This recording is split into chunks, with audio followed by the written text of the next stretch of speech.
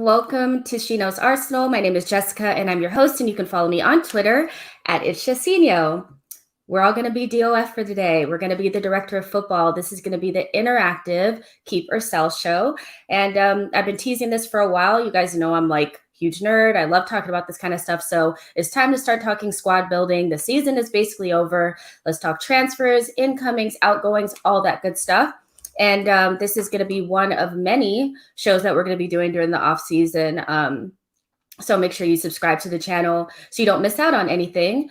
Before we get started, I just want to tell each and every one of you that watch the show that I really appreciate your support and how you guys like my videos and subscribe and share it with your friends. It's totally helpful.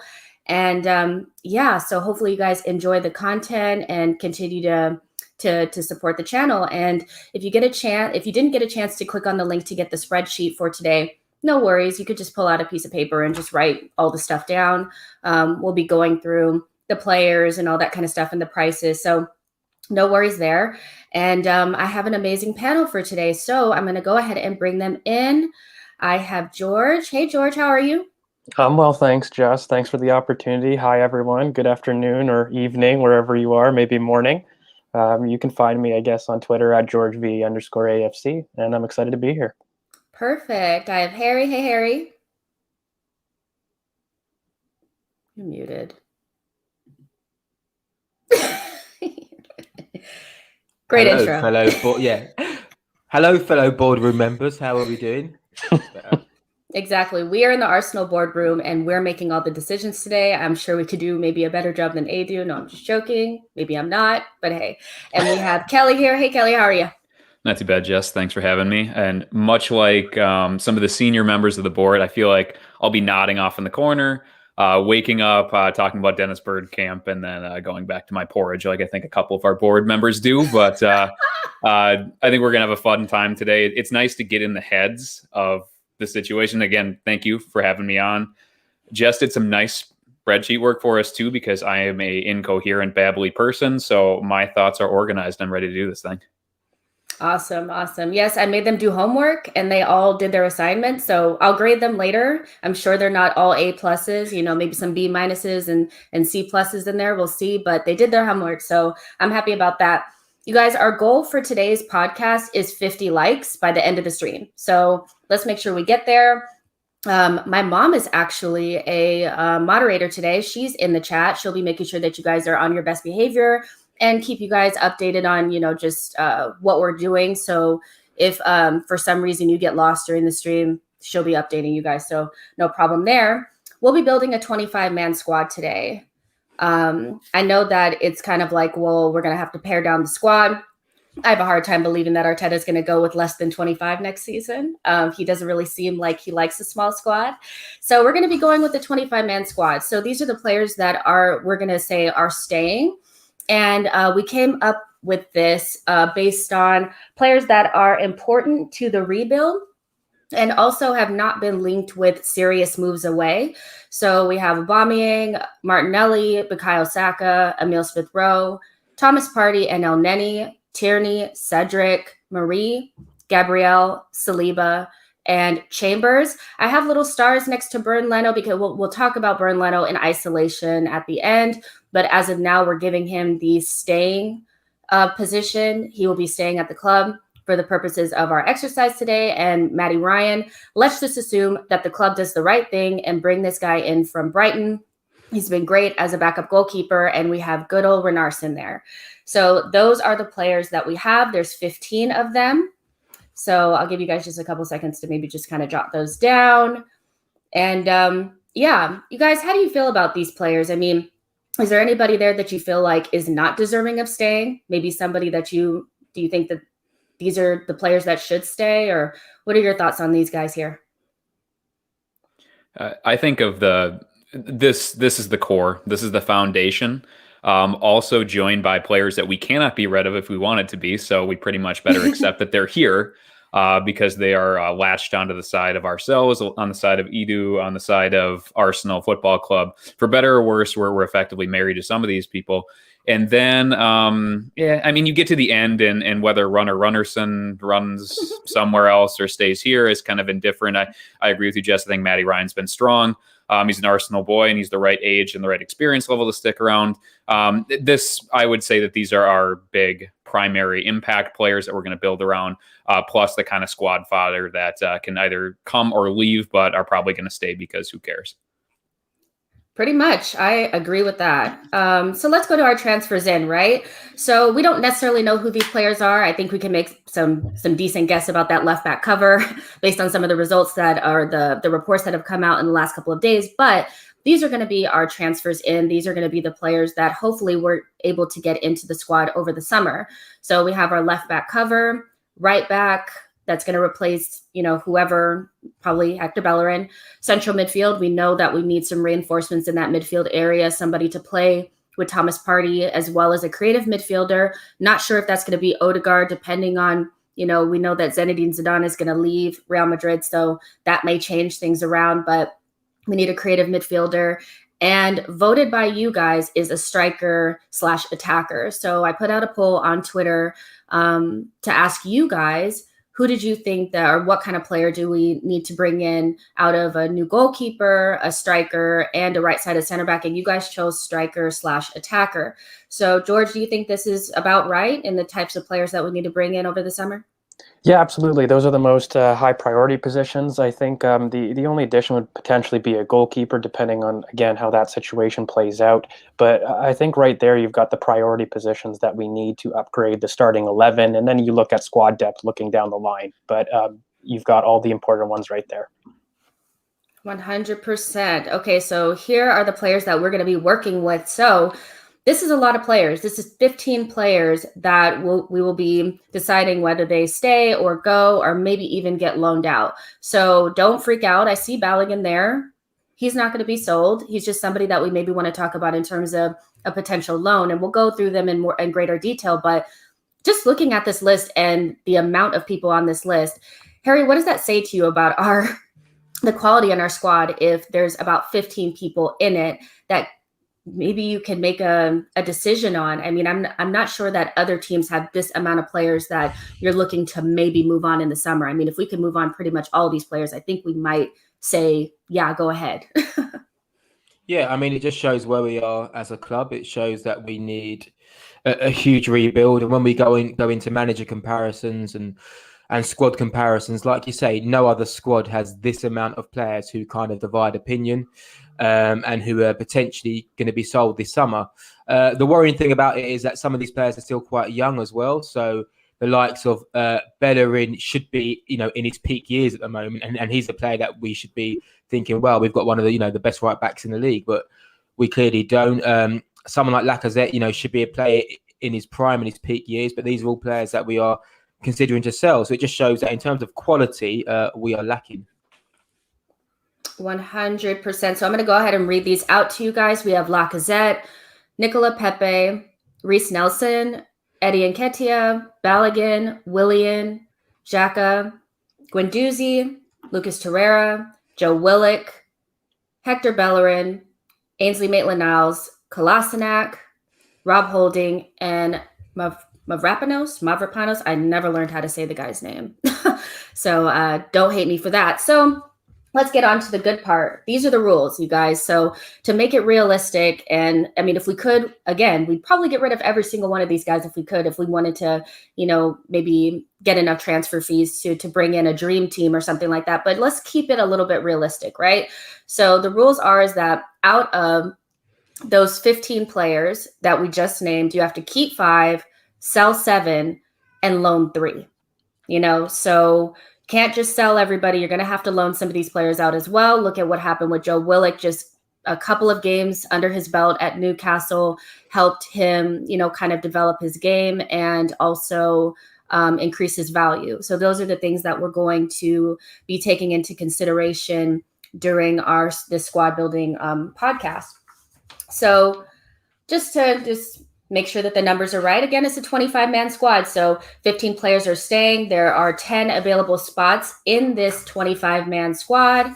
So 5 of those spots will go to transfers, so we need to fill 5 of those spots with 5 of those other spots with current Arsenal players. So keep 5, sell 7, loan 3. We'll already have the prices up there, so we'll let you guys know as we go through player for player what the price of those. Every single time I do a podcast, this freaking fax machine. Oh my god! Okay, so yeah, so we'll do the prices, and if you guys don't agree with them, I completely understand. But this is what I think these players are going to be worth. So hey, don't shoot the messenger. And at the end, we'll count up our transfer fees, and that will be used for our transfer kitty in the next show when we recruit our new players. So yeah, that's what we're going to be doing. So any questions, guys, or can we get this ball rolling? Just a clarification, we've got a 40 million pound budget. Yeah, so that's going to be what KSC is probably going to give us. I don't think it's going to be anything more than that. I wouldn't imagine it would be, and let's just keep it kind of realistic. So whatever you make from transfer fees will go with that 40. And then in the next podcast, whenever that is, we will discuss the players that we'll potentially bring in. And if you had enough. You know, I did this exercise on my own, and I didn't make it. My 40 plus my transfer fees, I didn't make it for all those players that I wanted to bring in. So I had to make some concessions there. But let's go ahead and get started. And before we do that, let's just go through some of these comments really quick. There's kind of a lot here. Dev says, hello. Hey, everyone. Tony says, hey, Jess, won't be able to make it today, but smash the likes, you guys. Make sure you smash those likes. Xhaka, thank you, but goodbye. Stuart says, we love you, Jess. I love you guys too.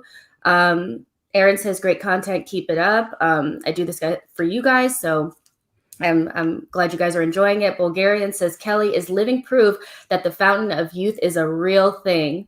Aw.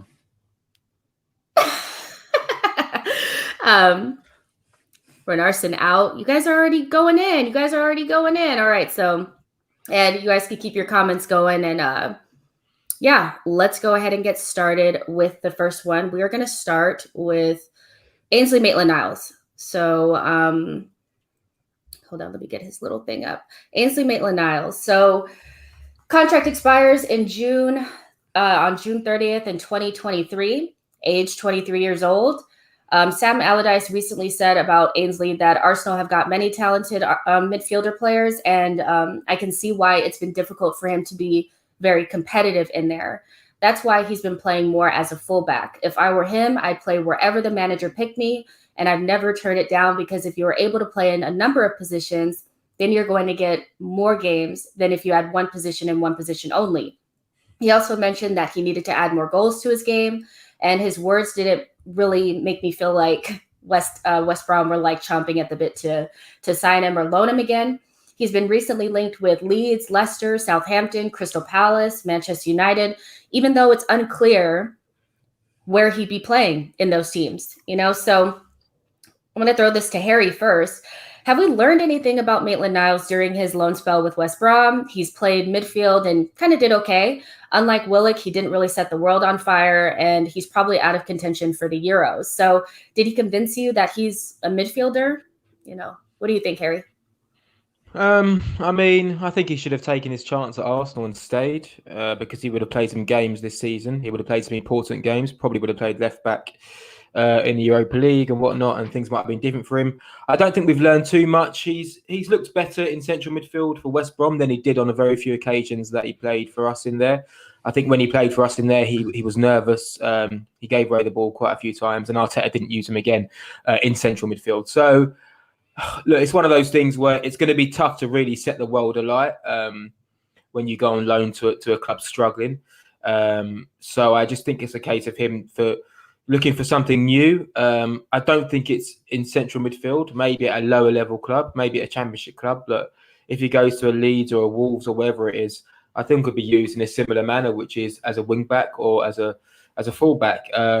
Yeah, so I think the journey is over for Maitland-Niles at Arsenal, unfortunately.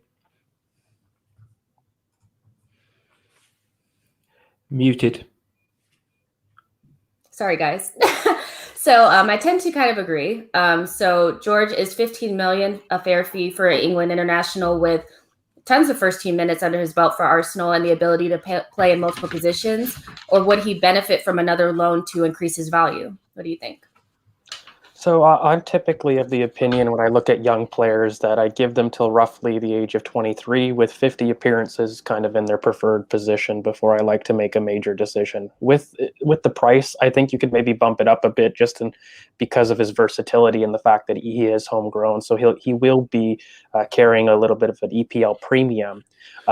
In terms of whether a loan would maybe help his development, I think certainly another loan would give us a larger sample size to make kind of a decision on here. Part of my uncomfortability with Maitland-Niles is I see his ability in the squad and what he would do in a James Milner effect and what he could be for us moving forward. And I really look at the homegrown rule as something that we need to improve, particularly in such a prime age player at the age of 23. So for me, it was actually the decision between looking at some of our other underperforming U23 foreign spots, aka Guendouzi or Torreira, and making a decision about whether we prioritize the more younger homegrown aspects who are both relatively unproven in their positions right now. That's true. I think that's something that kind of a lot of Arsenal fans forget is those homegrown numbers have to make sense. And to be looking at are like Nketiah and Reiss Nelson and Ainsley Maitland-Niles, 3 players that would fit into that homegrown quota, and then potentially leaving the club would leave us in kind of like a weird position. But you guys, let's make it quick.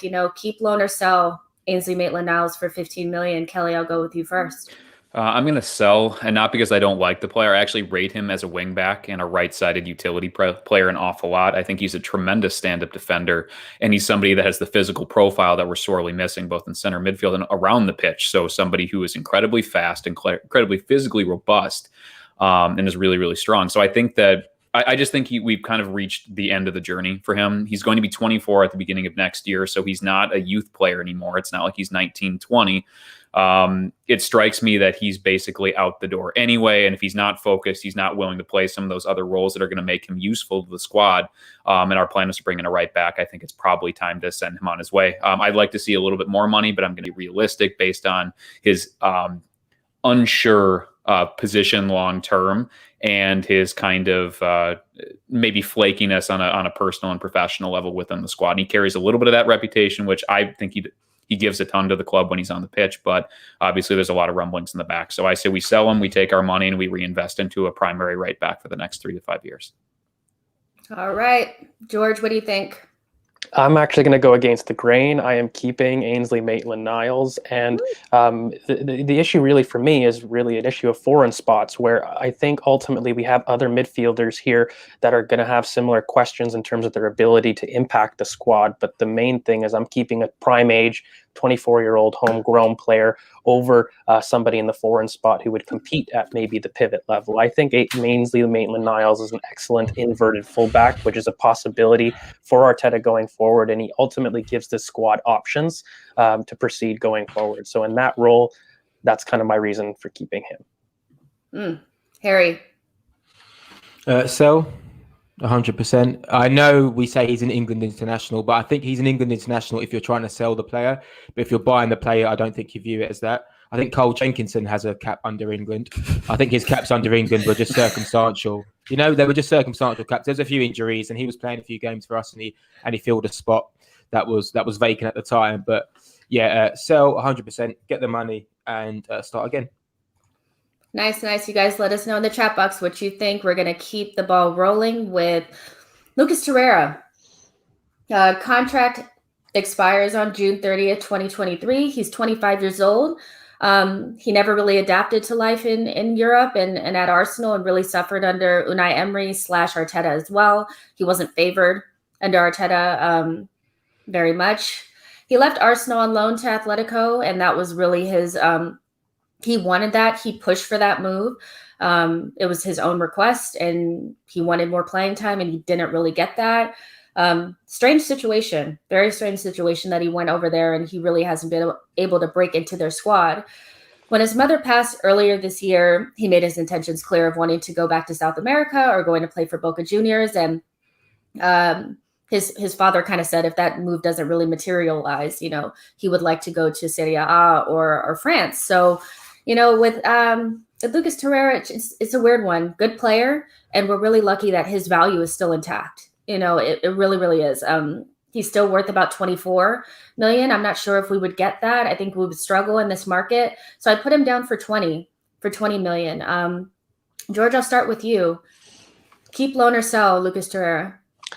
I sympathize with the player because it's somebody I actually looked towards back when he was at Sampdoria. I really liked his profile.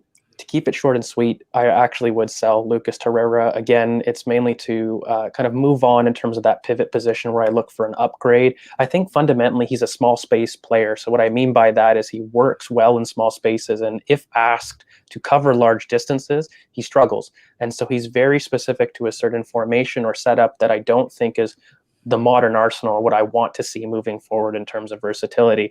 So I personally would actually sell Lucas Torreira, get the money, open up a foreign spot for somebody new that we would like to actually partner Thomas Partey well. Kelly, what are your thoughts? I think he's on the money there. I think it's just it's reached its logical conclusion with that player. So, and personal circumstances and space, and the fact that he never quite kind of acclimated to life in the Premier League, I think you can, in some of the other larger leagues, you can get away with being 5'5" and 125 pounds and very tenacious and very skilled and positionally disciplined. But ultimately, he gets run past too much. He gets bodied too much in the Premier League. And even at the highest levels in the Liga, we're seeing some of the same misgivings about this player. Back to Italy, to France, I don't think that there's any financial profile club in South America that can get him. So maybe that's the next move after the next move. But if we can recoup a sensible transfer fee, move him on and clear a spot in the midfield for somebody who's going to have the physical profile that's going to be able to compete a little bit more at the top of the table, I think you got to take the money and run. I love it. Harry? Yeah, probably similar to someone like Kolasinac, really. After that initial affection for his aggression and his attitude and his desire, you slowly realise, he's not actually that good. So it's just time to sell. Seems like a nice guy. Obviously had a really tough year. So I wish him all the best, but it's time to cash in and take the money. All right, you guys, you know the drill. Let us know in the chat box what you guys think about Lucas Torreira. I mean, I see people keep saying, like, bring him back in, let him play with Thomas. But I tend to agree with George about him not being able to cover space. And we need somebody that can cover really from sideline to sideline and go, and even in some instances, go box to box. And he can't do either, So if we're not going to be playing in small spaces, I think you just got to kind of move him on from a profile perspective, and the fact that we may never be able to recoup this amount of money for him in the future if his career continues to kind of go in this direction. So let's talk about our favorite guy here. This is a big one. Drum roll. Willian. Willian. Okay. So Fabrizio Romano reported yesterday that Willian is likely to leave the club. Yay. I couldn't be happier. I know it still could maybe not come to fruition, but we're open to bids, and that's good enough for me. At least we're open to him leaving, So Kelly, for you, how big of a black mark is this on Edu's CV? Willian's transfer has been a categorical failure. Like, it just has, like, it's been a failure, and it really calls in like his judgment and competence into question for me, So how big of a black mark is this on Edu's CV? It's one of the biggest sticks that you can beat Edu with in the current recruiting setup. So all the misgivings that you have about him is being in bed with Kia Dropchian, kind of a focus on players that are towards the back end of what they can give you, giving bloated wages to players with declining production. It seems like it's something that has been pretty clear, in addition to being clear that he hasn't been to the races and it hasn't been a good fit and it hasn't been comfortable. We played him a bunch of different spots unsuccessfully, and he's been so sopping up good minutes that could be used for better players. And if we can somehow avoid having to pay out this contract and buy out this contract to get away from this, that's a huge victory. And maybe we finally bumped up against a player who has the professional pride and dignity and already has made so much money in his career that he would rather go somewhere where he can play, still make good money, and have a productive and competitive last few years of his career rather than just sitting here and waiting to get bought out for the last couple of years and just kind of being a joke figure in London and in the Premier League. So if he actually is willing to go and we don't have to pay out 2/3 of his contract, I think you got to see that as a victory. And maybe David Beckham down in Miami will lump some money to him. I know that they've been splashing some cash down there. Wherever you send them, don't care, go away. But let's all pretend this didn't happen and Edu can avoid getting just beat with this stick for another year. You got to take whatever you can get for him and maybe even pay him off a little bit and get him out.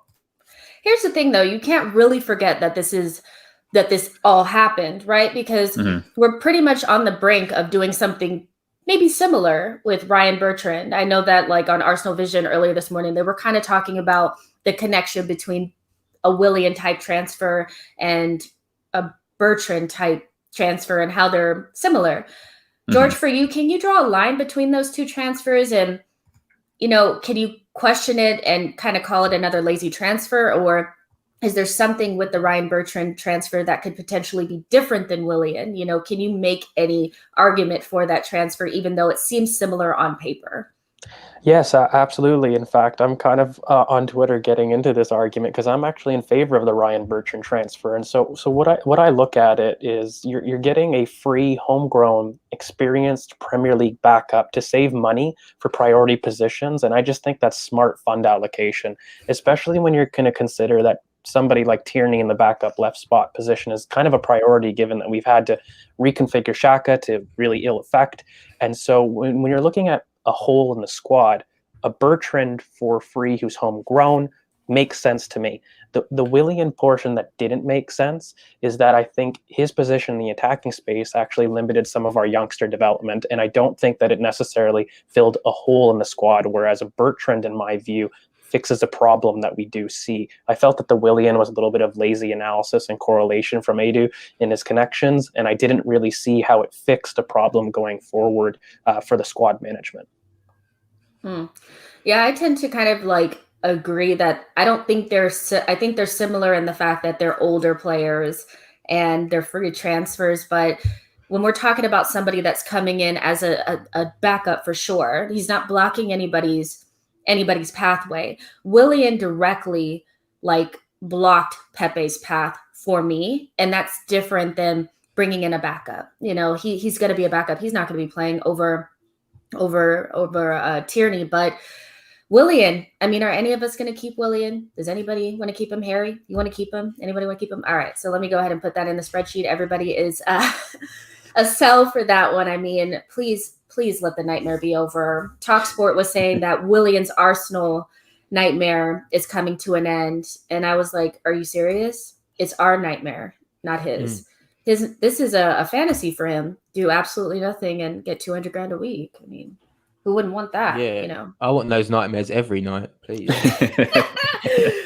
All right, another big one. Granit Xhaka. I forgot to write down his contract. But I think it ends in 2023. The end of 2023. I think it does. Okay, so he's 29 years old, linked with a move away.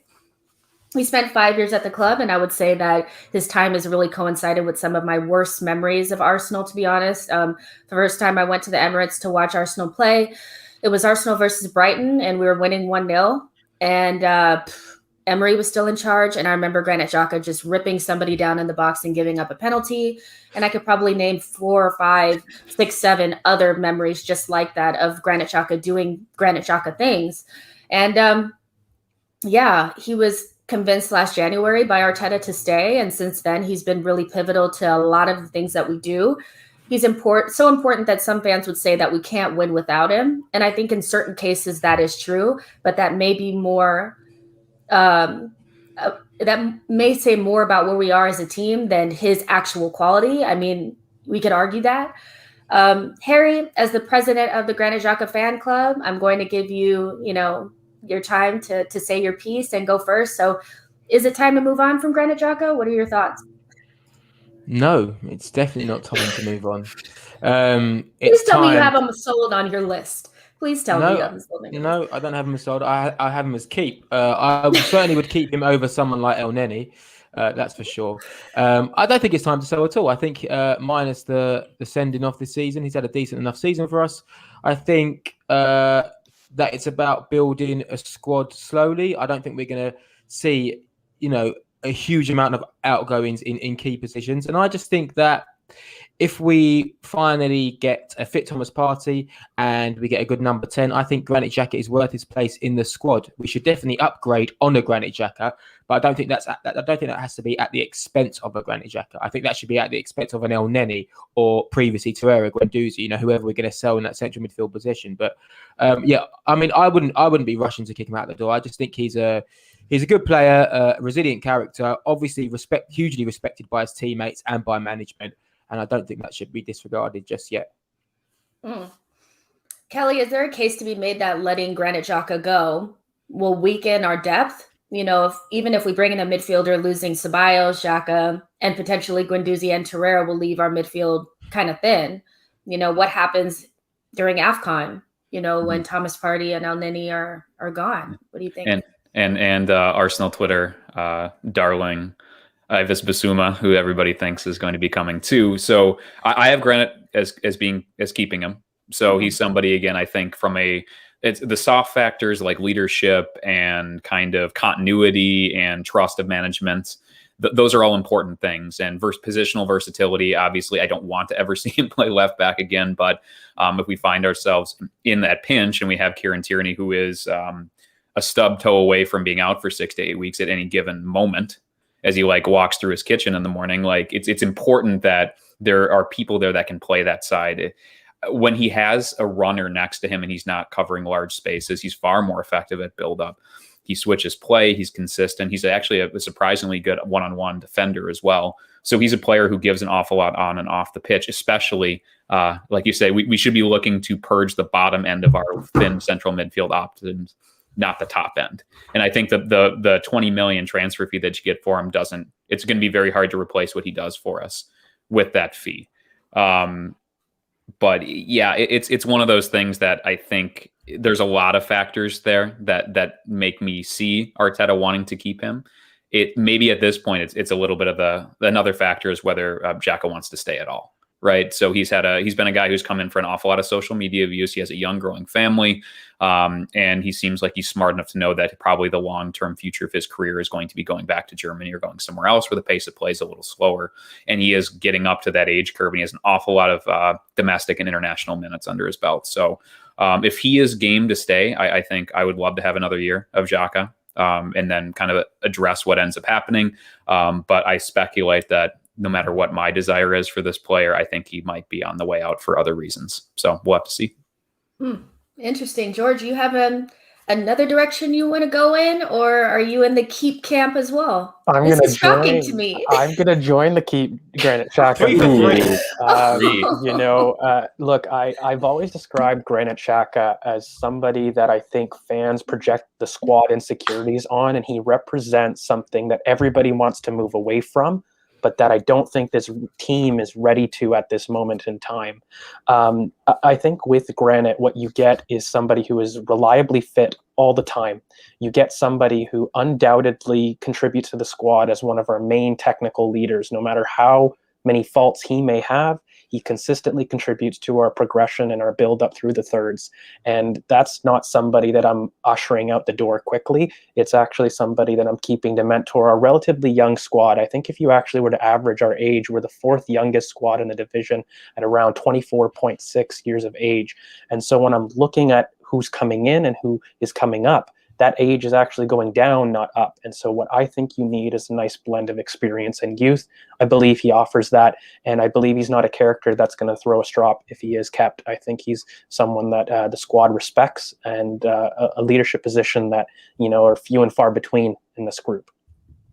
The irony of all of this is I think it's Granit Xhaka who will be looking for other options. I think it's him who will be thinking, do you know what? I'm 28, 29. I want to play Champions League football, whether, it's for a German club or an Italian club. So I think it's actually him that will be perhaps looking for an upgrade, which could be quite funny if that does happen as well.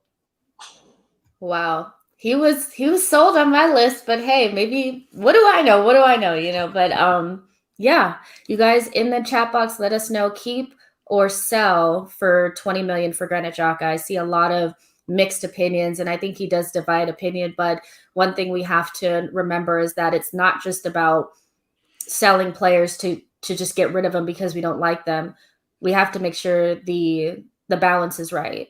And my biggest fear is that you have El Neni and Thomas gone during AFCON, or something happens to them, and we're looking at a very young midfield too that don't know what they're doing. And do you really trust them? Even if they bring in one midfielder, they're not going to bring in 2 or 3.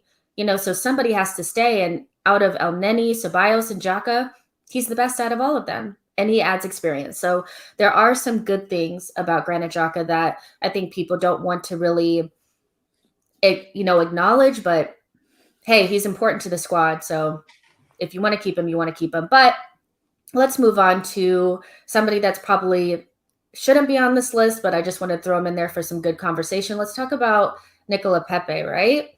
So Pepe, his contract expires on June 30th, 2024, and he's 25 years old. His current market value is about 40 million. He has 45 appearances this season with 12 goals and 5 assists. Pepe, not quite 72 million, but still a good player, right? So I think he's somebody that if there was a $40 million offer on hand, I think some people would take it, even though they like the player and can see that maybe he would be beneficial to the squad moving forward. So, George, for you, Arteta and Edu have, for me, disrupted Pepe's adaptation and development by bringing in Willian. That's a big mark on the CV for them, for me, is blocking the development of a player that clearly needs it. They've played almost the same amount of minutes this season, which is crazy. Willian and Pepe, that's crazy. Is Arteta's reluctance to use him a sign that maybe Pepe isn't an Arteta player? Yeah, you know what? I think you just hit the nail on the head, because as much as I really like the qualities of what Pepe could be, he isn't that at the moment and how he plays. He's very inconsistent in terms of his ball retention and some of the very basic qualities that we would look for in the positioning of a winger. I think it's actually quite common when you look at his career trajectory, where he got into football quite late. I've always said that we'll probably see a mature Nicolas Pepe away from this team, but that he will be a phenomenal player, just not at this moment in time. With that in mind, though, he is the farthest person that I would be looking to sell, because in terms of quality, you need to keep goal threats. And when we're looking at a team that has struggled for efficiency, you cannot doubt the potential goal threat that he does bring. And so for me, it's really a tough case of accommodating Bukayo Saka, who has been our best player of the season in my mind, and understanding where you're going to logically provide the platform for Nicolas Pepe to thrive, really. That's been my question. But ultimately, in terms of trying to keep, sell, or loan, I'm keeping Nicolas Pepe because he improves the quality of this squad, and it raises the floor of this team having somebody of his quality on the bench. I hear that. Pepe lost pretty much a season and a half of development under Emery and Arteta. And it's up to the coach to get the most out of the players that they have. That's their job. Even if Pepe isn't an Arteta player, he's a good player. Saka has been overused this season for me. I think he's been overused. And watching Saka play left back against West Brom, you could kind of ask questions about Arteta's decision to continue on with Granit Xhaka after he was exposed by Richarlison when Pepe was actually fit. Kelly, should Edu put pressure on Arteta to use Pepe more? He's a $72 million asset in his prime, and we can't afford to destroy his value. That's something about Arteta that I look at and I'm like, you can't just wait to have the players that you really want. You have to utilize the squad to the best of its ability. And to me, Pepe is one of the best players that you have. And he doubles for Saka pretty well. Why can't you use him more and not overuse Saka? Yeah, and I think it seems like a rookie coach and a rookie manager, right? So somebody who is not looking out for the long-term development of players necessarily, and it seems like somebody who's just trying to win the next game. And because Saka has been, in periods of the season, transcendently our best player on the pitch, and he's a tremendously robust kid. he's going to lean into and not really pay attention. He's going to put 3,500 minutes into his legs. And we're going to see that, because I think we've seen that a little bit with Bellerin and some of these other players when they get to their mid-20s, when you're starting to lump these miles on these guys when they're 17, 18, 19 years old. You need to be smarter about asset management and just looking out for the careers and your team long term. But when you're a coach and you're trying to win the next game and you're in a relegation fight in December, that affects it. 100% though, Pepe is not playing enough. We've seen him.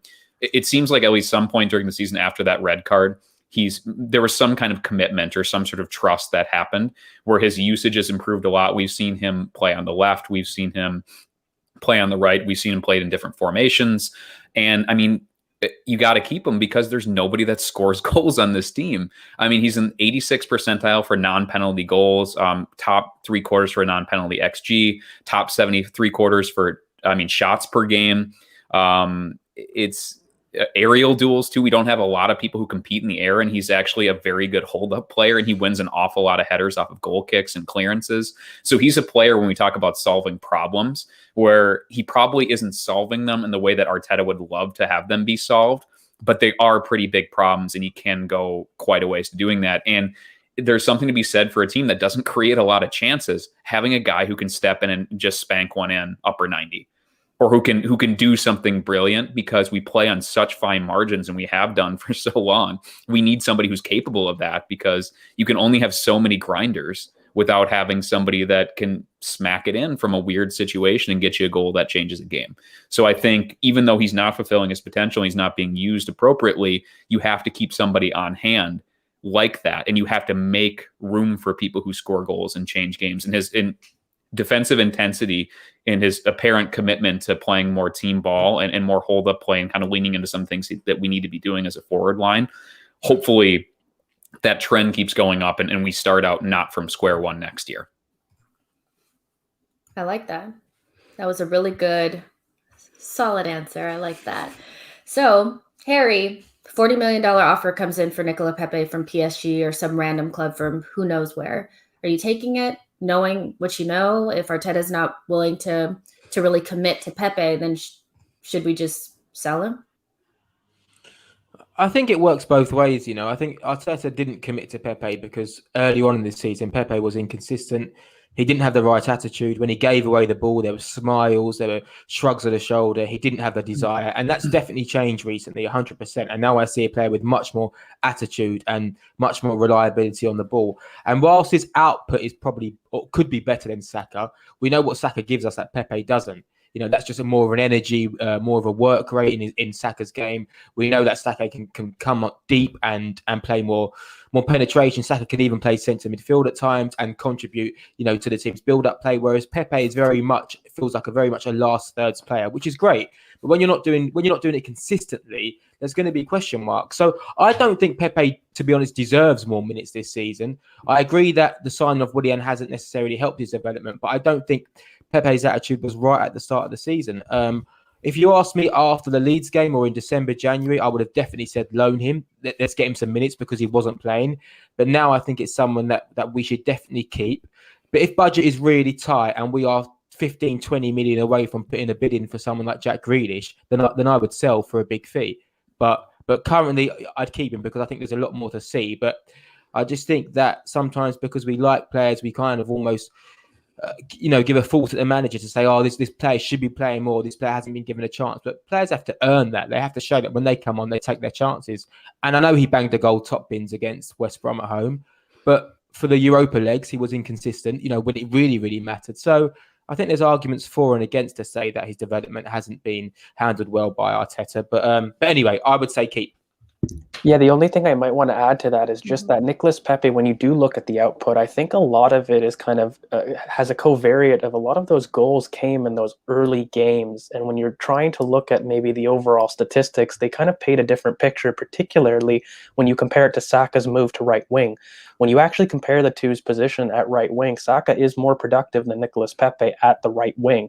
And if you do want to include those Europa League group matches, which I don't think the opposition is really a fair comparison, I think this is the issue, and we're looking at the intangibles of what Nicolas Pepe could be, not what he is offering us currently. And I think that's the dichotomy that we're hoping works because we spent so much money, but just unfortunately that gap is too large. George, are you keep or sell? Just really quick, are you keep or sell? I'm a keep because I want the floor of this team to be high, and he is a goal-scoring option. So I am a keep, though, despite all that. All right, go ahead, Kelly. What were you going to say? Yeah, so for this year, of his 17 total goal contributions, both in, the Premier League and Europa, 10 of them came in Europa League, and the majority of them came against really, really terrible opposition. So, that is the early stage. Europa League is a place for Pepe to shine because Dundalk ain't playing anybody like Nico Pepe on a dead run with the ball on his left foot. So I think there's a lot of credence to that view too. Kelly, keep or sell? Keep.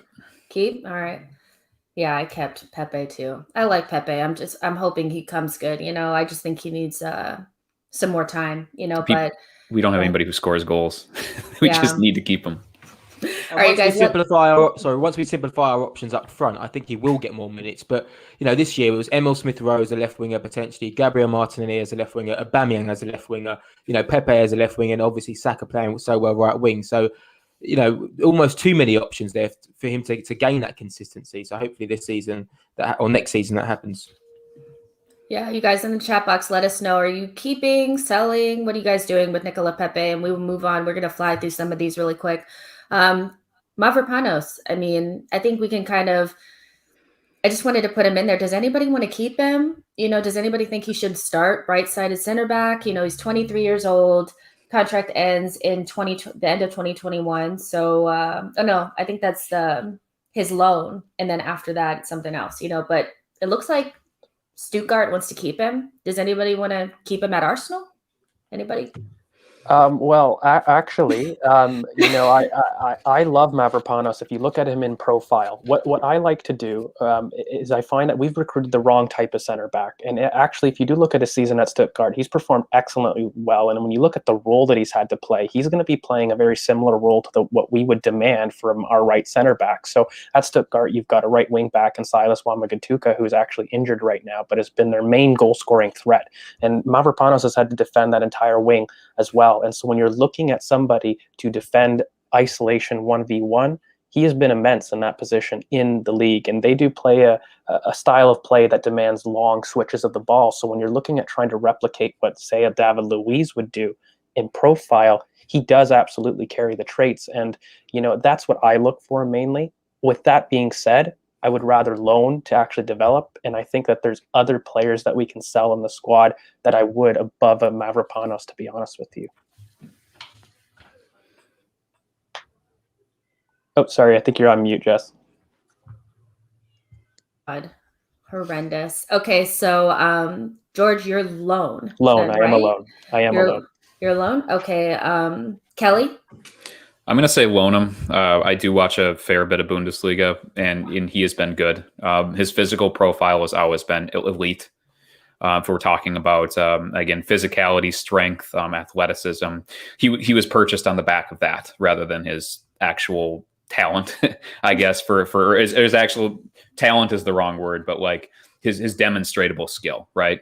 So, and he's kind of grown into a very robust, very strong, athletic center back who, with more minutes, has gotten better and better. I think we keep him. I say we loan him because he's nowhere near peak age for center back, and he's a very interesting option for us. I think right now, if you sell him, you're selling really low, and if he can complete a second season in a top league, and his trajectory is going up, then maybe you go from having kind of a forgettable guy to maybe a Soyuncu that you already own that you can bring back in. I think those players are a little bit similar, both in physical profile and kind of how rough they were initially in Bundesliga, and have kind of refined some of those edges in the Premier League. So, I think he's a great option, and I think the fee that you would garner by selling him right now is not worth it. It's worth holding on to him for another year, seeing if he pans out, and if he does, great. And if not, you're going to sell him for as much or more than you would now. Harry, what do you think? Sell. Just sell. If we you can't sell him. You can't sell Mavropanos. He doesn't have that option. You have to either keep him in the squad or loan him out. We're not selling Mavropanos. You tried to sell Mavropanos. No, because I was wondering why it was grayed out, but I just assumed that was an error on one of your spreadsheets, but I didn't want to point it out. No, there's some people that I'm like, no. It turns out it wasn't. Okay, well then, I mean, loan. I mean, yeah, loan. I'm just saying because some people are saying that we should sell Rob Holding and then bring Mavropanos in because he's playing so good for Stuttgart. There's options there, but I think selling him is not an option right now. Oh, why is selling him not an option? Just because he's a potential asset, or because Stuttgart want to keep him for another year in loan? He's not even being linked with anybody to like really sell him to. Oh, I mean, listen, if someone came with an offer of anything above 5 million, I'd say sell him because our owners are tight and we need money to buy players. And I mean, listen, what did Mavropanos do to you? What did he do to you? No, nothing. But every centre half that goes on loan, to a club abroad can have a good couple of seasons. It doesn't mean they're going to be good players. If we want those centre halves who could be good or might be better in the year, we've got Chambers for that. We've got Rob Holding for that. We've got Mari for that. We've even got Gabriel for that. So I don't think we need any players who are in between that level or could be class. Mavropanos will just end up staying in a German team and maybe making a move to a Serie A club and looking really, really great from afar. But when they come to the Premier League, it's a lot different. So I would sell, but if that's not the option, then obviously loan and then sell whenever we can sell. Just sell eventually. But I have a soft spot for Mavropanos. I never really learned how to say his name, but I still think he's a decent player. We should keep him for a little bit longer. Just a little bit longer. All right. So you guys in the chat box, let us know. Keep or loan Mavropanos, and let's keep this ball rolling. We're going to move on to the Matteo Guendouzi on loan at Hertha Berlin. It looks like that loan is going to end, and he's going to be back at Arsenal. He has an injury at the moment. New father as well. He has a lot going on in his life right now. His contract expires on June 30th, 2022. So this is the time to make a decision on him. He's 22 years old. Captains the French national team, but the under 21s, but kind of known as somebody with maybe a little bit rough around the edges. I'm still not quite sure what kind of midfielder this guy is. I know he's busy, and I know he's kind of a passion merchant, but he also does some good things. I don't know. I don't know about this one. I'm gonna let George take this one away. What are your thoughts on Matteo Guendouzi and his Arsenal future? Okay. I love Matteo Guendouzi. I've felt that, in terms of what he offers us, he's a ball carrying presence in the midfield.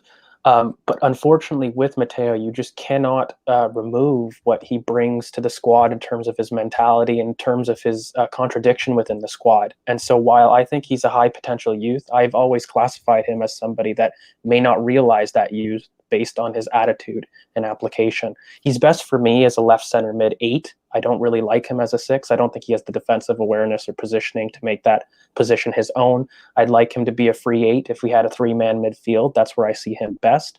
But again, it's one of those where I think that we've seen the result of him butting heads with the squad. And so in that aspect, I would just take the money. I would sell, release a foreign spot as well. And let's get a partner for Thomas Partey that we truly believe in and think can take us forward, not somebody who can get a detriment to us, really. So you'd sell him? I would You're sell in the sell him. camp? Does anybody have a different idea, or is everybody kind of selling Guendouzi? What do you think, Kelly? I have him as keep. And he was kind of one of those guys when we do our spreadsheets, you take the big ones that you're really passionate about and are very convinced by, and you kind of work back from there. And so Guendouzi is one of my last spots. At 15 million, I do think that's fair for what he's worth right now to teams. He was not particularly impressive at Hertha. He kind of did what he did here, which is like he had a lot of passion. He scored a couple goals on a team in the Bundesliga that was really kind of threatened by relegation or just kind of mid-table ignominy for most of the year. So he's been a reasonably good to average player on a mediocre or sub-mediocre Bundesliga team. So that's not the most ringing endorsement. He's still at an age, and he's at a position where we're likely going to be short. So if he can come in and get his head right, and I don't know if that's possible to get that big-ass head right, based on what we've seen so far. But there's possibility that he can get things together, and he has played an awful lot of relatively solid minutes inside the Premier League already. But honestly, like I'm fine with whatever. I would prefer he leave, I guess, because if he's a player that is going to clash with Arteta, who's kind of an ideologue and doesn't like these really kind of snappy maverick type players to begin with.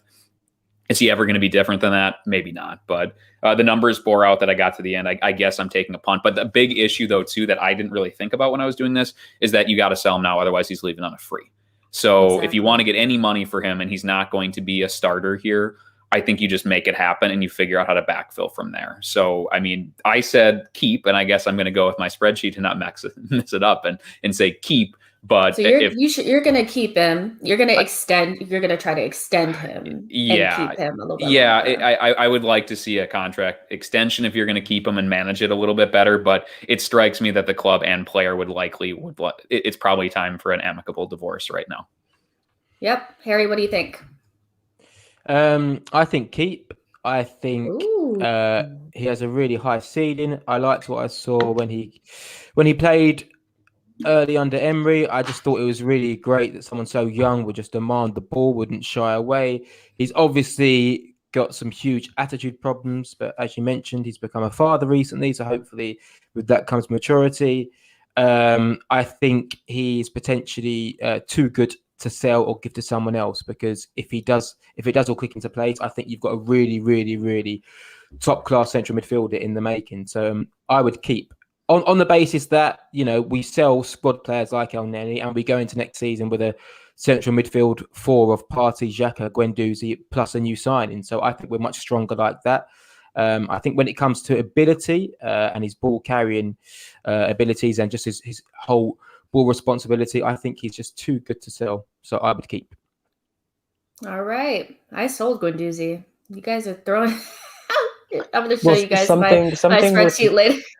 Yeah, something worth mentioning that was part of my decision-making was Miguel Aziz, which when you look at profile and you look at the type of player that the two players are, they're the 6'8s. They are both players that if you're going to be making a decision on Guendouzi, you would ideally block him with a Miguel Aziz. And so the only one differentiating factor that I mentioned with him is I see Aziz as more capable in scanning, and I see that he's a far better in positional sense. And so I'm making the bet on potential with Aziz over Guendouzi in this, and I'm keeping homegrown players over foreign spots too. I love it. You guys in the chat, let us know. Keep, loan, or sell Guendouzi for 15 million. And it's just a shame. A player just a year or so ago, we could have gotten maybe like 40 for him because he was just like at the height. And then the way it just kind of plummeted. I mean, like value destruction is something that I think I would like to have a longer conversation about later, because that's something Arteta needs to keep in the back of his mind, is that some of these players you need to work on keeping their value. If you want to be a manager and not just a coach, you need to think about value destruction as well. But moving on from that, this guy, Joe Willock. All right. Joe Willock, the main man, having a really good loan spell at Newcastle at the moment. Contract expires May 31st, 2000. What the hell? Why do I keep adding these ones in? You guys just forget me right now. Age 21, current market value is about 17 million, but I figure we can get more, because he's really in form. 30 appearances, 9 goals, and 3 assists in the entire season. That includes what he's done at Newcastle. A midfielder that can score goals. That's something that we've been kind of hearing a lot of, because we just don't have that. We really don't have that in the squad at all. He's a player that there's a lot of revisionism, I think, happening right now. Like when he was here, why is Joe Willock playing? As soon as he goes to Newcastle, why is he out on loan? I think another one of those sticks to beat Arteta with, just for the sake of it. But for me, with Joe Willock is what I've learned about him, or what I've learned about Arsenal through his loan, is that we need players like him, but not necessarily him in particular. So I'm not saying that we should have kept Willock. I'm just saying that we are missing somebody that can run box to box. We're missing legs, and we're missing goals from midfield. And unlike kind of like Maitland-Niles, who was basically told by Sam Allardyce that you need to add goals to your game, Joe Willock does that already. But I want to ask you guys kind of like an important question. I'll throw it to Harry first. If Joe Willock is not scoring those goals, do you want him in the team?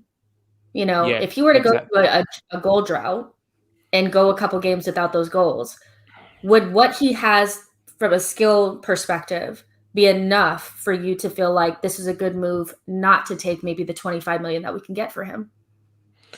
So it's really interesting because it's a bit like the Dele Alli scenario at Spurs. These are great players to have, almost like these second striker number 10s, because I don't see Joe Willock as a midfielder, because at Newcastle, he's not necessarily getting the ball from deep and penetrating and linking possession. He is that spare runner that has this luxury of just being able to break into the box and obviously get on the end of chances. But those players, they don't always fit into a system. So it's really, really hard, because what I want to see from Joe Willock at Newcastle isn't necessarily the goals. That's great. But I want to see his ability to get on the ball from deep and dominate in midfield, because physically he has all of the attributes. And I didn't see enough of that at Newcastle. Granted, it's going to be hard to do that at Newcastle because of the way they play. So I think it's a really interesting one. He can potentially develop into a really high goal scoring midfielder. But it's hard, because we had the same conundrum with Ramsey, who was a really good player, but sometimes he was shunted out, to wide right, because he was important to have in the team from a goal perspective, but he wasn't important enough to play centrally number 10. And then towards the end of Emery's stay, we saw Ramsey play a lot deeper in the double pivot. And that's when I thought, this is really, really good from Ramsey. He's really starting to mature his game. But then he goes to Juve, and we see, once again, it's hard for those players to really cement a spot in a certain setup. So I think it's great that Willock went out to Newcastle and scored some goals. I don't think if it clears up the answer in our head from an Arsenal perspective, I would loan him again to give him a full season under his belt at another Premier League club to see if he can carry on developing, and then we go from there. Okay, so you're loaning Joe Willock then, just to be clear, right? Yeah. Okay, George, keep loan or sell Joe Willock? Yeah, Joe Willock is somebody I really believe in. I'm loaning Joe Willock again. For me, he's going to be a very key player for us in the future. So that's now 6 goals in 12 games for midfield talent that in a midfield setup that we don't score goals in. I think with Joe Willock, what's tough is I think development curves are unique. They're rarely linear. And so I don't know why these are the type of assets that you would think would depreciate over time or become burdens on the squad wage bill. So while he is certainly raw in certain aspects, the intangibles of what he gives you is something that we don't have in the squad at all. He's a profile that we don't have really in any of our midfielders. So that's not something I would like to take away from the floor of a team. So I'm definitely loaning him again to refine, get another year loan in the EPL, maybe to a possession-based side, so that we can confirm whether or not these impacts on goals can translate to a possession-based team, and find out some answers to a player whose story really is unwritten right now. I love it. Kelly, what do you think? Keep loan or sell?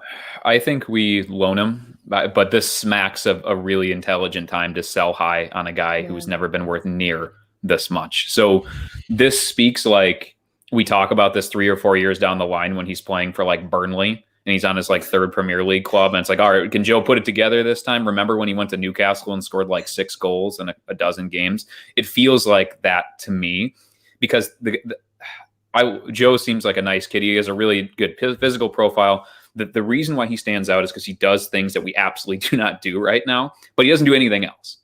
He runs in straight lines. He times runs, and he's a good finisher. He's outperforming. He's stumping XG big time right now. So it's like he's scoring important, flashy goals that make him look better than he is. But he's still not even starting a lot of these games for Newcastle, and he doesn't do anything else. He can't pass. He has no idea what he's doing positionally. He just is a tall, strong guy who has a good instinct for getting into the box. Where there's value there is, are you ever going to want this guy to start 30 Premier League games for you? Or is he always going to be legs that come off the bench, that play as a false 9, that play in random positions and allow him to just channel run the whole time? And I actually think the Dele Alli comparison is a really, really strong one, where it's somebody who, if you're doing a counter-attacking around the corner team, yeah, maybe this is a guy who can flash goals and it can alleviate him with a lot of structural responsibility, and he can just go play. Then maybe that's great, but that's not going to be what Mikel Arteta's or any Arsenal team is probably ever going to be. So if somebody is, if they're all fired up about him on Newcastle and they think he's going to be this big thing and they can give you 25 million for Joe Willock, I think you drive him to the airport and get rid of him. But absent that kind of a bid from a team, I think that, yeah, you find the right loan, and whether it's going back to Newcastle, then great. And one, you suss out whether this is sustainable. And if it is sustainable, we want him back. Because if he can score 10 Premier League goals in the season from midfield positions, even if it's a random position, we probably want to bring him back and see what he can do in our setup. And if he's decent and he retains or increases his value, then you've just sold a hail-end asset that you can reinvest, because our rebuild is going to be something that's going to be 2, 3, 4, 5 transfer windows to cycle all this stuff out. So I think his value as an asset, if you can sell him super high, you sell him now. But more realistically, I think you loan him again. If you find the right loan match again, you could have either a valuable squad player for you at Arsenal, or you can cash out with similar, if not more money next year. So loan for me. Yeah, I feel like even describing him as a midfielder feels a little bit misleading. Yeah, right. I don't think he has any of those midfield qualities. I just see him as just a runner, just legs, and to be fair, a bit like Ramsey in his prime when he was playing, right midfield a lot of time. Maybe he can be that guy, but I think we're still trying to build an identity. So just to have someone who just kind of floats around doesn't feel like it's worth it. But then again, goals are the most important thing in games, and it's what we've been lacking this year. So fair play to Joe Willock for actually going on loan and making it work, because so many players go on loan and nothing happens. Nothing happens. They just have a forgetful loan spell. So fair play to him for going and actually keeping Newcastle up. That's a massive achievement. This is how I describe Joe Willock, and I know I'll get battered, because if you say he's like Mueller, no, he's not the same. They are. That profile-wise, they're very similar. They play off of the striker. They're not really a midfielder, but if you put them in and around the goal, they'll make something happen. And it's not luck. There's skill involved with being at the right place at the right time and being able to support the striker and get into the box. So I think he's more of a Mueller. That makes it difficult, because where do you put that player if you play with a 10? But Exactly. I like that you guys decided to take a loan instead of just selling him, because a lot of people are like, sell him now, but there's other players that you can sell to make money from. So fair play to you guys, fair play. So let's fly through the next couple. You guys let us know in the chat box whether you sell Joe Willock or keep him or loan him. We have Eddie Nketiah. This is somebody who I said sell, and I've been selling him for a long time. Sell. So Harry, keep, loan, or sell Eddie Nketiah for 15 million. Sell. Okay. That's it. Just sell. There's nothing else to say. I mean, he doesn't do what he's meant to do, which is, his only attribute is to only score goals, hold up players average, connection players average. Everything else is average apart from goals, but he doesn't do that enough. Has he been given enough chances? Nah, not really, but he hasn't grabbed them. Sell. I was so just rushing through him that I didn't even say any of the stuff. So Eddie Nketiah is 21 years old and his contract expires in 2022. Now, Kelly, are you going to sell him? He's going to make a club like Bournemouth very, very happy. Go there, play at the bottom of the Premier League, top of the Championship. You never know. Maybe he's going to be a guy like Patrick Bamford, who's going to find the right spot for himself, and all of a sudden, as a 26, 27-year-old in prime age, is going to pop up and be a productive Premier League striker. But he's, again, if he's not scoring goals, he doesn't do anything at a Premier League level, and certainly not at an Arsenal level. So you got to move him on, especially when you're looking at a center forward who's 5'7", 135, 140 pounds, and not particularly quick or skilled. I mean, you can be a fox in the box all you want, but it's just he doesn't do enough, and he'll never do enough, in my opinion. So sell. George, what do you think? Yeah, it's kind of strange because I know earlier I said my rule is stay until they're 23 with 50 appearances in their preferred position. I think the only exception that I make to that little rule that I have is I think when you have a ready-made talent that's already better to replace your current homegrown talent, you're able to rationalize an exception. Now, I think with Eddie, there's been a little bit of hyperbole with it because I compare him to Jermaine Defoe. And what I mean by this is he will get you goals at an EPL level. I just don't think he's ever good enough to lead the line in a top 6 club.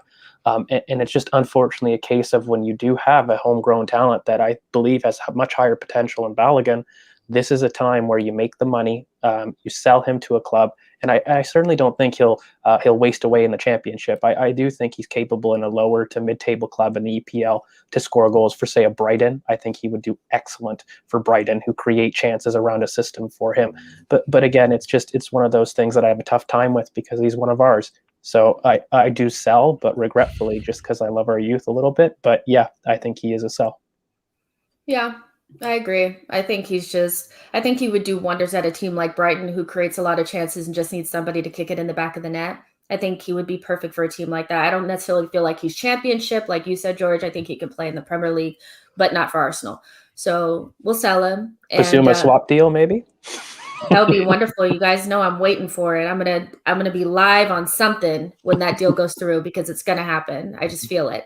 But hey, you guys, let us know in the chat box if you think something different. Let's move on to Kolasinac. I've been seeing in the last couple of days that people are trying to say that why bring in Bertrand when you have Kolasinac? I think there's a lot of reasons why you'd bring in Bertrand over Kolasinac. Let's not revise history. The guy is technically inept. Like, he could not pass the ball towards the end of his last season. And I just remember him being like literally putting in the assist for Son, you know, in one of those last games that we played last season. Like, the guy was just technically dead, you know? So let's make this one quick. Are we keeping, loaning, or selling said Kolasinac? Harry, what do you think? So. Yes. Kelly, what do you think? Buy. So. Kelly says so. And George, what do you think? No major technical analysis needed. So get rid of Kolasinac. All right. So he's out of here. Let us know if you guys think something different in the chat box, but we're all saying get rid. All right. So let's go to somebody who kind of divides opinion like most of our players. Alexander Lacazette. Oh, contract expires June 30th, 2022. 29 years old. Current market value is almost 40 million, but I think you'd struggle to get that with his contract length and just what he's been for the last couple of years. This season, 30 appearances, 13 goals, and 2 assists. One of his best seasons as an Arsenal player, and I think that says a lot about kind of what he's been like. Really good with some of the young players. Has kind of found a role under Arteta as kind of like a false nine-ish type of player. But still, the guy, I'm not convinced. I'm not convinced by him. You know, when you think about experience and leadership, you maybe put him in that category, but I don't think he adds the same type of leadership as Xhaka, so you can't really give him that. I mean, Kelly, I'll let you start off with this one. What are your thoughts on Alexander Lacazette? So he's a guy that I think he was never probably the right forward. He's more of a circumstance buy, and he's become it's become a tougher one to swallow over time since we bought Aubameyang immediately after, and they play a completely different style of center forward. So he's been more cumbersome than he should have been. But I think you got to go to the goal return. And again, he has had some really nice moments this year, and he's found a nice niche, and he's found maybe as well as finding a nice niche for himself that he's found the ability to play off of two really smart, intelligent, technical runners like Smith Rowe and Saka really well. So I think it's maybe just who's playing around him that suits him a lot more now. But still, he only has 13 league goals on the season. His goal return at Arsenal in the league has been 14, 13, 10, and 13. So this is a relatively light scoring, good leader, marginal physical talent who's on the wane. I know that I can't remember who was saying this online, but saying it looks like he has the meat sweats at times this year. Like, he's just a guy who looks like he's just kind of dogging it a little bit, not because he's not trying, but because he's physically kind of, it seems like the physical cliff might be coming for him a little bit. And it looks like Depay is out at Lyon. So there's maybe an opportunity there with some of the wages that they're freeing up to have a landing spot for him that's going to be good for him. And since we're at the spot with his contract, that it's either re-up and kind of commit to this guy giving you nothing and probably being your starting forward as you transition to whoever the next person's going to be, whether that's going to be Bellerin, we're taking a big swing, or more likely somebody that you bring in a year or so. I think you got to sell him if you can get a reasonable fee for him. You put Aubameyang in the middle, let him see out his contract, and then bring people up behind him and find a profile of striker that matches what we want to do a little bit more and is more coherent and congruent with the pieces that we have. And we have Aubameyang at 300 grand a week for the next couple of years, whether we like it or not. And he's the best center forward at our club. So if you can get good money for effectively a 1B option, you got to do it when you're trying to recycle and rebuild. Yeah, I tend to agree with that. I think we do kind of like this thing where we're like, well, just in case something happens with Aubameyang, but at the same time, it's like in certain positions, we're going to have to just go with it. I think midfield is one of those where I would be more cautious in midfield than I would up top, because I think we have enough in Xhaka and Pepe and Emil Smith-Rowe to make up for that, even if Bellerin and Martinelli aren't really ready.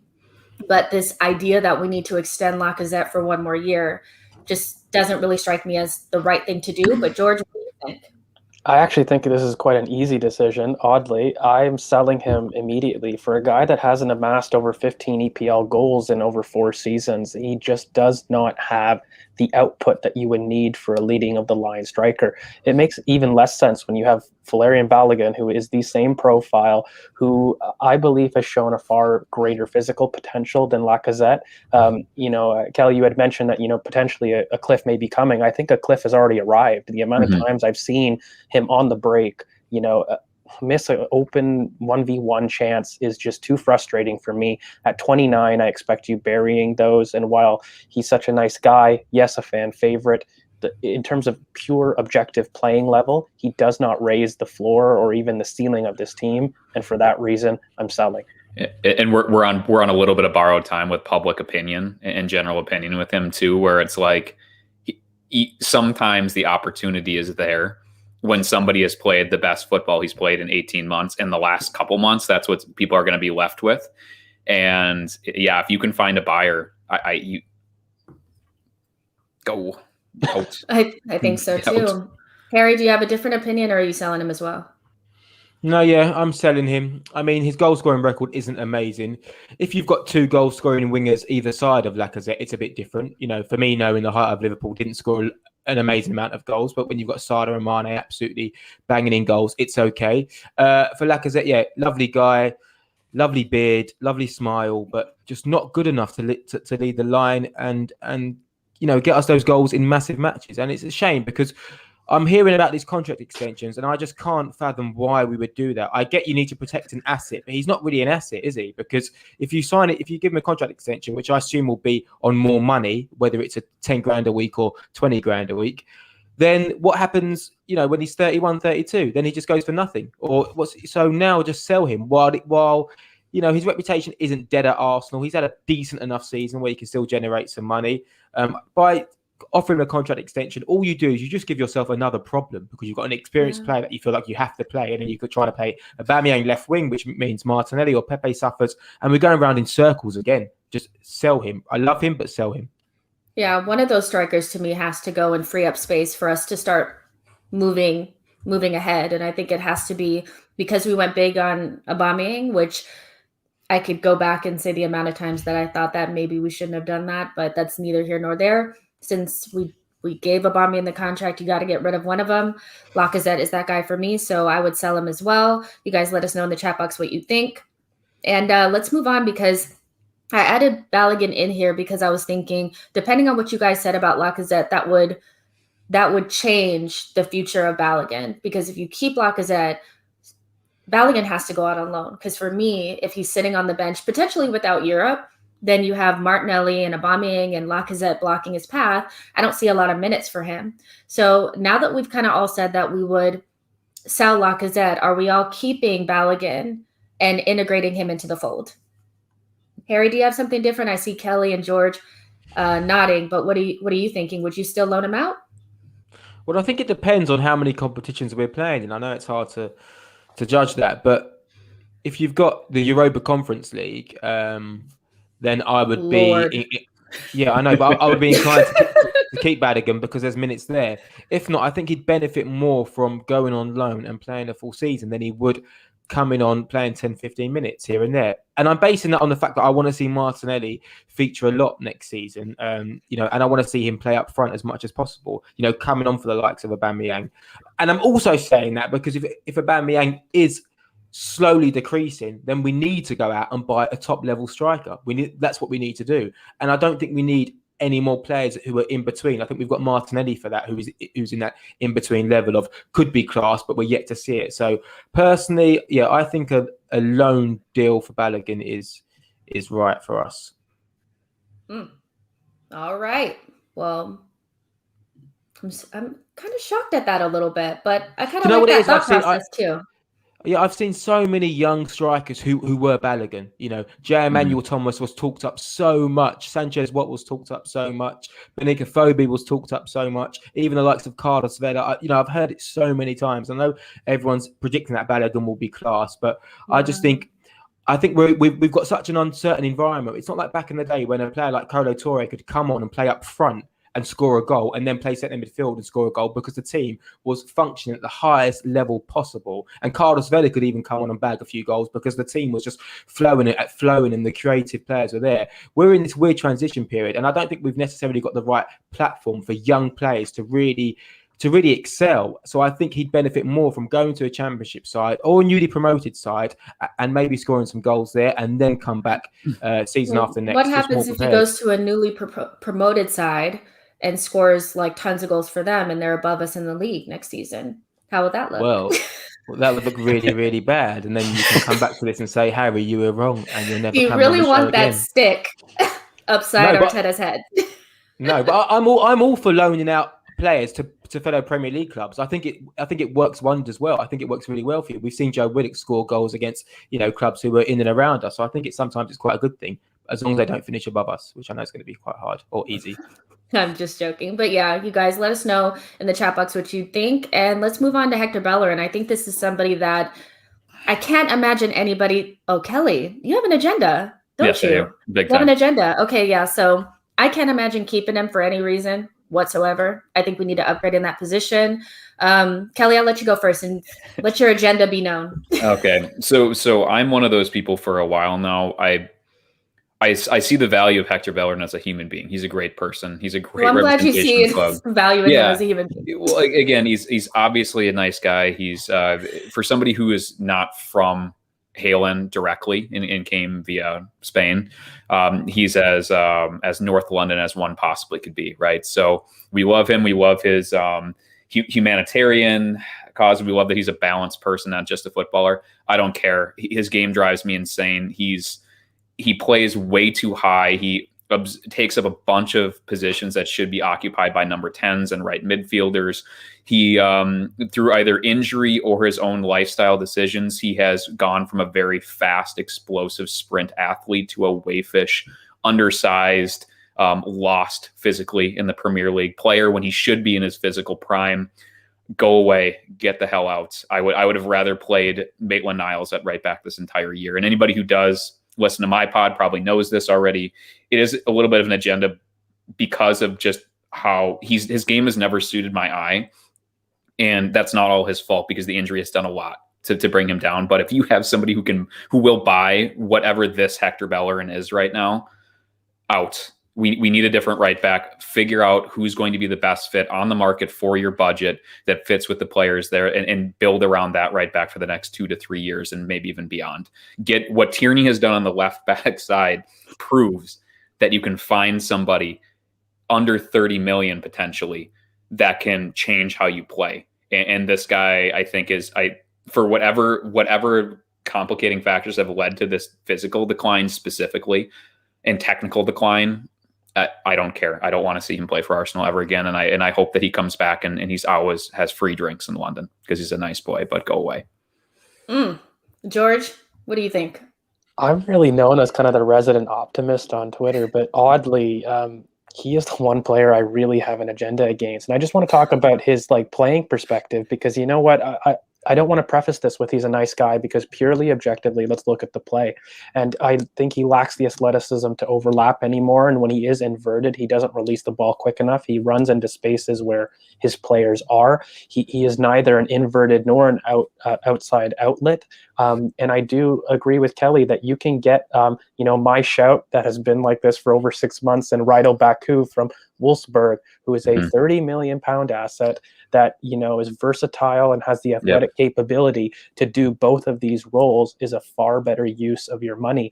And with Hector, he just there isn't any playing redeeming qualities that I can honestly name that he would be useful for the squad. I wouldn't trust him inverted. I don't think that he plays the role well. He always runs into zones that there's already players.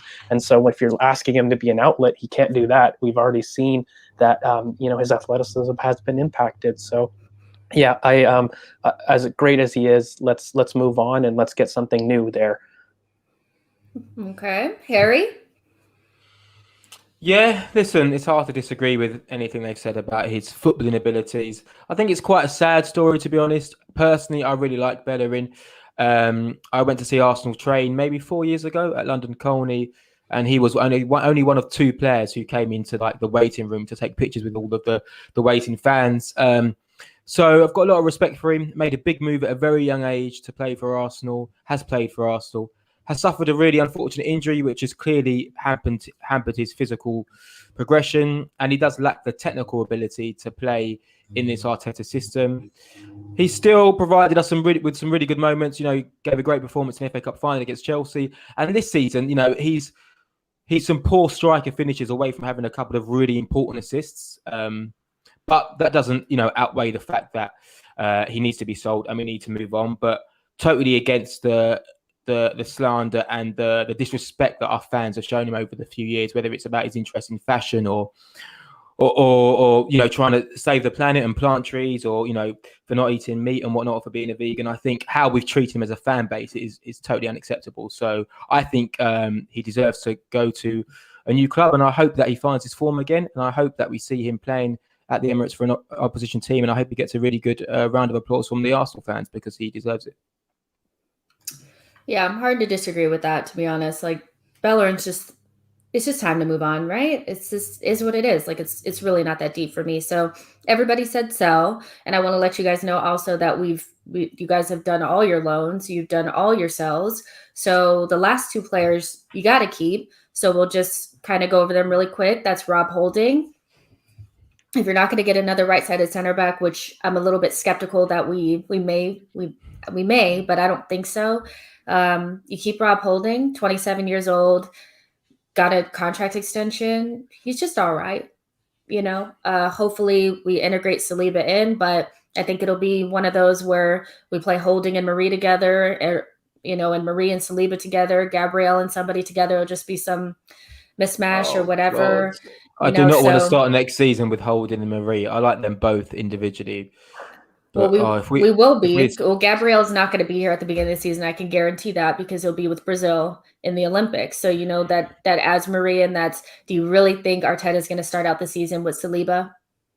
Like, let's be real. This is the time where we in the boardroom go down in lockstep and say, no, this is your right-sided center back. Stop dicking around. This is the guy.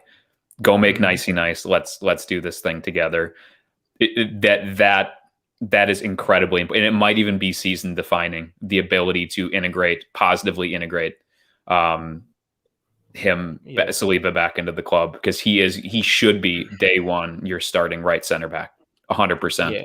And look, I really like Rob Holding. I really like Rob Holding. I do too. If football was played in the 90s, he would be up there. He would be really up there as one of the top centre halves, because he's got a lot of positive attributes. He's strong. He's physical. I know he's not slow, but once he gets going, I know he's not fast. Once he gets going, once his legs get warmed up a little bit. He's pretty solid in one-on-one battles, and even though it's not pleasing to the eye, his ball playing abilities aren't terrible. They're not great, but they're not terrible. He's just all right. Yeah. However, if we want to have a really, really strong defense, then we need to have really, really strong defenders. And I'm not talking about two defenders who essentially aren't capped by their countries, and that says a lot, really. I know that's not to gauge how good a player is all the time, but England gives any old buddy caps. Michael Keane got a cap. Cody got a cap. Holding and Chambers ain't got no caps. I could go out there and I get a cap. Carl Jenkinson has an England cap. Carl Jenkinson. They give anybody caps. Oh, Carl. But George, your name on Twitter is Saliba season. So it says that, doesn't it? The season for Saliba. Let me know. Yeah. Okay. Yeah, I like the player. If it wasn't clear, for me, what he brings is, again, in his profile. When we look at, I talk about this on Twitter quite a lot, when we look to a playing philosophy, and while he is absolutely young, he has the elite talent of a progressive center back that I've said we're gonna reevaluate how we actually look at center backs in the future because of people like him. He is an insane ball carrying presence that has varied passing between the lines. He's a physical monster. I can't tell you how much I love this player, about what he could be, but also what he is now. If we look at the stats in terms of how he's played at League One, forget the fact that I believe in potential. Just look at pure numbers. He's consistently ranked high in all metrics of progressive passes every single game. He's been dribbled past only once, I believe, since his time of being there. I think whatever argument you make, it's really tough. This was one of the blemishes on Arteta's judgment for me. I've always felt that he needed a loan when he was in the summer, because people forget that he didn't play for 6 months because of the French Stoppage League, and what happened with his tragedy and his mom and his family. I felt a loan would do him good, particularly in France. The tragedy was not getting it done immediately, and that was the blemish for me, but not the fact that he went on loan. And in terms of Rob, the less said, the better. Look, he is a low block defender, but I can't get over the fact that he let Sterling head the ball when he is, and that's supposed to be his strength in there. I think he physically inhibits our ability to play. I appreciate that maybe he might have a couple of good touches, but I actually think he hinders our progression. I think he holds on to the ball far too long and releases it too late. And I'm keeping, but only because I ran out of options in the spreadsheet. I really want him gone as soon as possible. The idea of Gabriel and Saliba protecting channels and being able to defend one-on-one in wide spaces liberates our fullbacks to play high where they want to play, and it liberates Partey to step up. And I speculate that combined with a starting central midfielder who is going to be a sprint athlete could transform how we defend and how we transition from back to front. I want us to compete again in big spaces, really, quite simply. Like, those are all my suggestions on Twitter have always been fundamentally around the fact of, can you compete in big spaces? Are you physically able to compete? I'm tired of watching us run back to goal and looking at the backwards jersey and watching them score. I'm tired of it. I agree. So you guys, there's like 74 of you guys watching. Make sure you guys like the video. I want to see 50 likes on the video before we end, or when we end, I want to see that. So thank you guys. We're going to be wrapping up in just a couple more minutes, but because I'm the only person here that in my spreadsheet, I had Reiss Nelson down for a loan. You guys use your loans for other people. I use one of mine for Reiss Nelson. My reasonings for that is because seeing what happened with Willock, I would like to see something similar with Nelson. I think he's made some mistakes. Not taking the loan earlier was a huge mistake. But Reiss Nelson being more talented than Eddie Nketiah and Willock in my eyes, and only being worth at the moment 10 million, to me lets me know that I think we need to send him out on a loan. Either he can come back into the team, and be the player that we think he is. What are you doing? Are you actually going like this? Really? Or we can up his value, because a player like this with this type of skill level and stuff, I think we should be able to sell him for more than 10 million. That's just me. So I took the loan and you guys didn't, but hey. I did as well in my spreadsheet. You did. Yeah, I think I swapped with Ainsley Maitland-Niles in the options. So okay, yeah. So I'll put that, I'll switch that for you, because I can't believe, like, I just want to give him one more chance. I know that it's probably like, well, sometimes you have to kill your darlings, but at the same time, it's like he's more talented than some of the other players, and they have greater value than he does.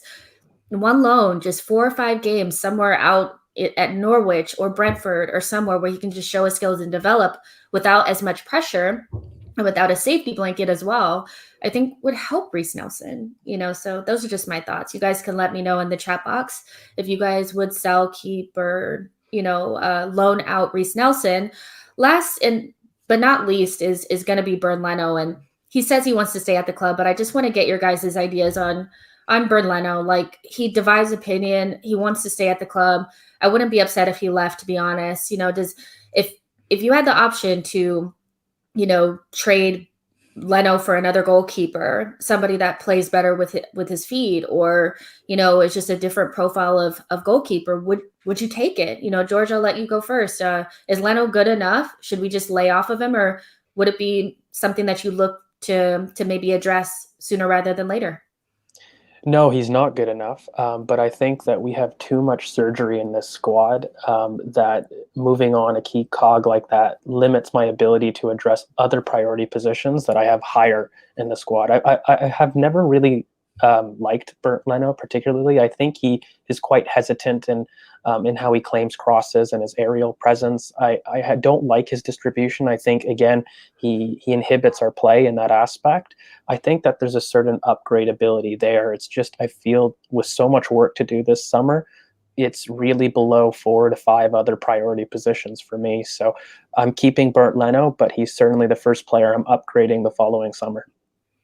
Harry, what do you think? I'd sell. I'd rather start with Ryan next season in goal than I would Leno. I just don't think he's good enough, and I think he's made too many mistakes this year. And if we're talking about progressing and building something successful, we need a solid foundation. And for as long as I can remember, we've had really, really shit goalkeepers, from Leno to Cech to Ospina to Fabianski to Szczęsny. I know Szczęsny's now decent, but so yeah, I mean, honestly, I'd sell him. I'm not saying Ryan is going to be an upgrade on Leno. I'm saying I'd rather just take Leno out of the team and provide a new energy, a new voice for our defenders, something fresh for our fans, because I just don't think Leno is motivated enough to be a top level keeper. I just don't see it during games. I don't see the motivation in the way he dictates the defense. I don't see an authority to come out for crosses. I just don't see anything apart from some good shot stopping. But I mean, he's a goalkeeper. That's his job. So I would 100% sell this summer. He'd be the first person on my list that I would want to sell this season. Oh wow, Kelly, yeah, he really would. Kelly, what do you think? I think that he is low on my personal priority list. So I think, he's not an elite keeper. He's a very good keeper. He makes boneheaded mistakes, but I think we maybe misremember how common some of those mistakes are for anybody who's not absolutely elite. So if it's not Allison, if it's not Ederson, like De Gea looked unplayable a couple years ago, and he's basically a coin flip with Dean Henderson now. So I think we always remember, especially because we play on such fine margins, how many errors we overinflate the errors that took place and how many of them took place.